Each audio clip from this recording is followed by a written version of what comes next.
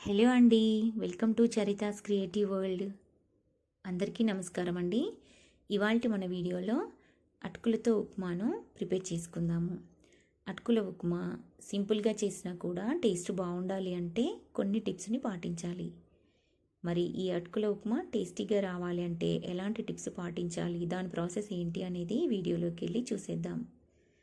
First tip వచ్చేసి, మనం అటుకుల ఉప్మా ప్రిపేర్ చేయాలి అనుకున్నప్పుడు మందంగా ఉండే అటుకుల్ని తీసుకోవాలి. ముందుగా ఇలా ఒక బౌల్ తీసుకొని బౌల్ పైన ఒక స్టెయినర్ను పెట్టుకొని ఇప్పుడు అందులోకి అటుకుల్ని వేసుకోవాలి. ఇక్కడ నేను 1 కప్పు మీడియం సైజు మందంగా ఉన్న అటుకుల్ని తీసుకున్నానండి.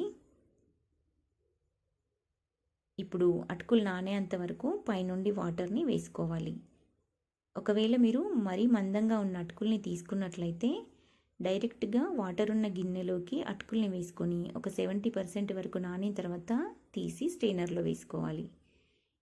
లేదు అంటే ఇలా మీడియం సైజు మందంగా ఉన్న అటుకులను అయితే డైరెక్ట్గా స్ట్రెయినర్లో వేసుకొని అటుకులు తడిచేంత వరకు పైనుండి వాటర్ని యాడ్ చేసుకోవాలి.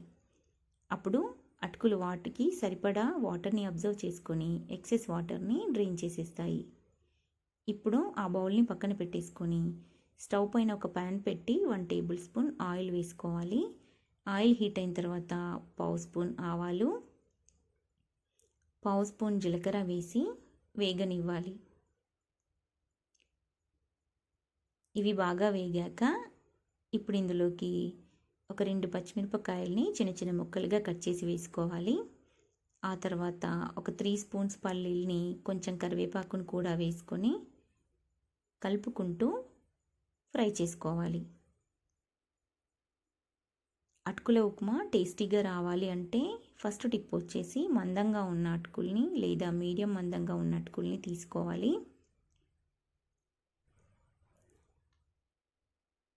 వాటిని వాటర్ వేసి నానబెట్టేటప్పుడు మరీ మెత్తగా అవ్వకుండా జాగ్రత్త పడాలి.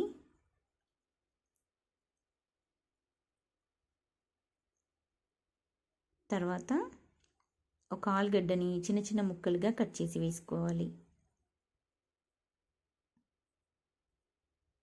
ఇలా ఆలుగడ్డని వేయడం వలన అటుకుల ఉప్మా చాలా టేస్టీగా ఉంటుందండి. మిశ్రమాన్ని ఒకసారి కలుపుకొని క్యాప్ పెట్టేసి ఒక 1-2 మినిట్స్ వరకు మధ్యలో కలుపుకుంటూ ఆలుగడ్డని మగ్గనివ్వాలి.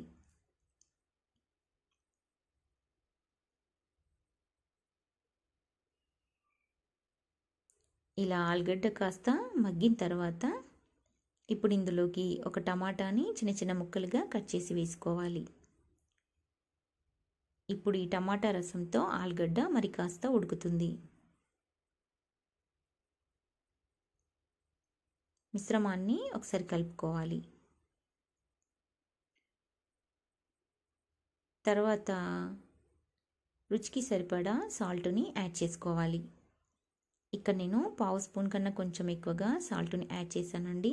మీరు మీ టేస్ట్కి తగినట్టుగా చూసుకొని యాడ్ చేసుకోండి. సాల్ట్ వేసాక మిశ్రమాన్ని మళ్ళీ ఒకసారి కలుపుకొని క్యాప్ పెట్టేసేయాలి.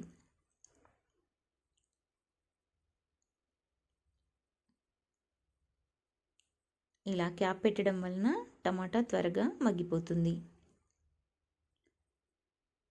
ఇలా టమాటా బాగా ఉడికిన తర్వాత ఇప్పుడు ఇందులోకి పావు స్పూన్ పసుపును వేసుకొని కలుపుకోవాలి.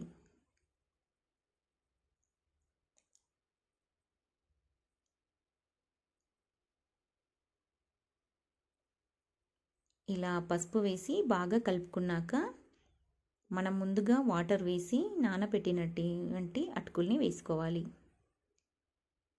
ఇక్కడ అటుకుల్ని చూసారా, వాటర్ని బాగా అబ్జర్వ్ చేసుకున్నాయి కానీ మళ్ళీ పొడి పొడిగా అయ్యాయి. ఇలా ఉంటేనే మన అటుకుల ఉప్మా టేస్టీగా ఉంటుంది. చూడ్డానికి పొడి పొడిగా ఉండాలి, తింటుంటే మెత్తగా ఉండాలి. అలా వాటర్ని బాగా అబ్జర్వ్ చేసుకొని అటుకులు పొడి పొడిగా ఉండాలి అంటే సరిపడా వాటర్ని మాత్రమే వేయాలండి. ఈ చిన్న చిన్న జాగ్రత్తలు తీసుకుంటే అటుకుల ఉప్మా చాలా టేస్టీగా ఉంటుంది. ఇలా అటుకులు వేసాక మిశ్రమాన్ని అంతటిని బాగా కలుపుకోవాలి. చివర్లో కొంచెం కొత్తిమీరని కూడా వేసుకొని మిశ్రమాన్ని మళ్ళీ ఒకసారి కలుపుకోవాలి. అంతేనండి, సింపుల్ అండ్ టేస్టీ అటుకుల ఉప్మా రెడీ. చూసారా ఇక్కడ అటుకులు మనకు ఎంత పొడి పొడిగా ఉన్నాయో. ఇలా ఉంటేనే ఉప్మా చాలా టేస్టీగా ఉంటుంది. ఇంకా ఇలా ఒక సర్వింగ్ ప్లేట్ తీసుకొని సర్వ్ చేసేసుకోవాలి.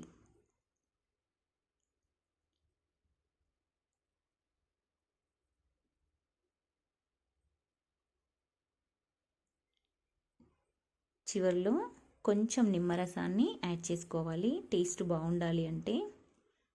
తర్వాత ఒక ఆనియన్ని చిన్న చిన్న ముక్కలుగా కట్ చేసి వేసుకోవాలి.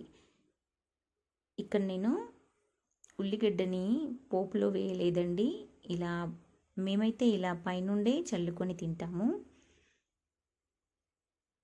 కావాలంటే మీరు పోపులోనే వేసుకోవచ్చు. ఒకసారి ఇలా పైనుండి వేసుకొని చూడండి, టేస్ట్ చాలా బాగుంటుంది. అటుకుల ఉప్మా సింపుల్గా చేసినా కూడా టేస్ట్ బాగుండాలి అంటే మందంగా ఉన్న అటుకుల్ని తీసుకోవాలి. అటుకులు మరీ మెత్తగా అవ్వకుండా సరిపడా వాటర్ని మాత్రమే వేసుకోవాలి.